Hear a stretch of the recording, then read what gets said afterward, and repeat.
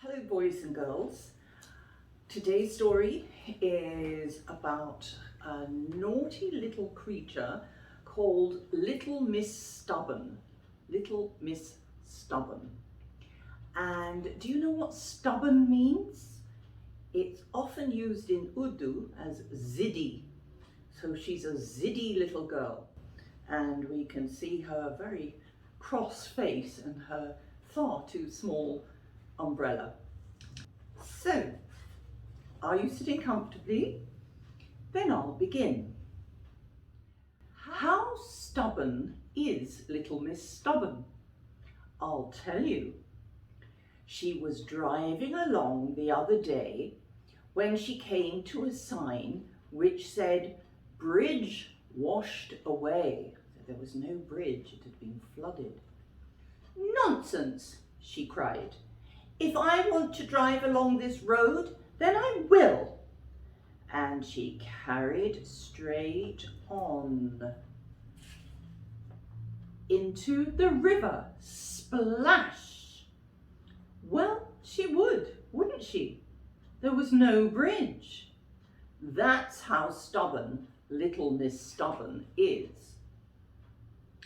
The one thing she hates more than anything else in life is advice. If you are as stubborn as Little Miss Stubborn, advice is there to be ignored. For instance, she always walks under ladders. And look what's happened to her. She's got yellow paint all over her head. She never wears a hat when it's cold. And look how miserable she is fighting through the snow. And she always opens umbrellas indoors. Not because she particularly wants to, but because she has been told that she shouldn't. And look, she opened an umbrella indoors and she's knocked over a little table and smashed a vase.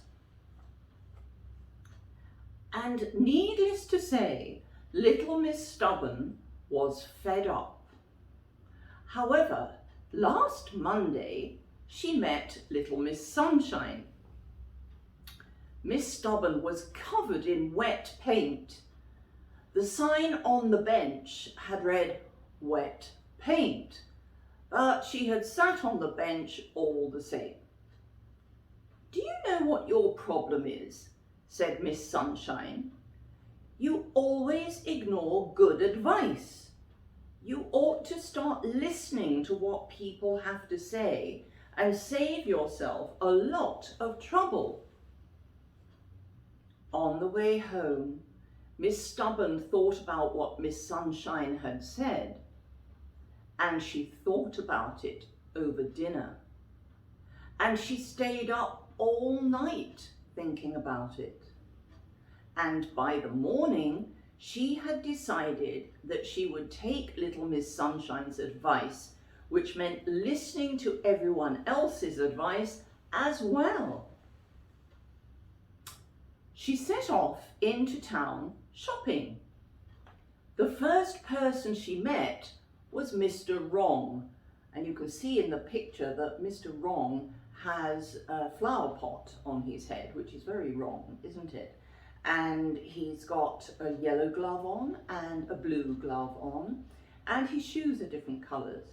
So he's obviously a very wrong sort of person. "Don't turn right at the end of the road. There's a hole in the ground," advised Mr. Wrong. Miss Stubborn was about to say, "Don't be ridiculous," when she stopped and remembered what she had decided. "Thank you," she said. When she got to the end of the road, she turned left and fell down a hole. Bump. Mr. Wrong had got it wrong, as usual. So she's listening to advice, but it's the wrong advice. The next day, she took Little Miss Dottie's advice and used the hairdresser that Miss Dottie had recommended.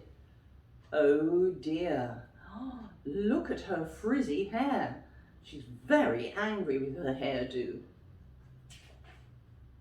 She took Mr. Silly's advice on the best place to buy an umbrella. She's bought an umbrella and it's far too small. She took little Miss Scatterbrain's advice on directions to the beach. And look at the picture, she's nowhere near the beach, is she? She's up a hill.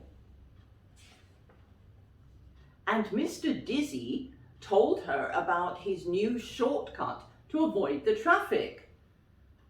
And there she is, sitting in a traffic jam. Little Miss Stubborn was fed up again.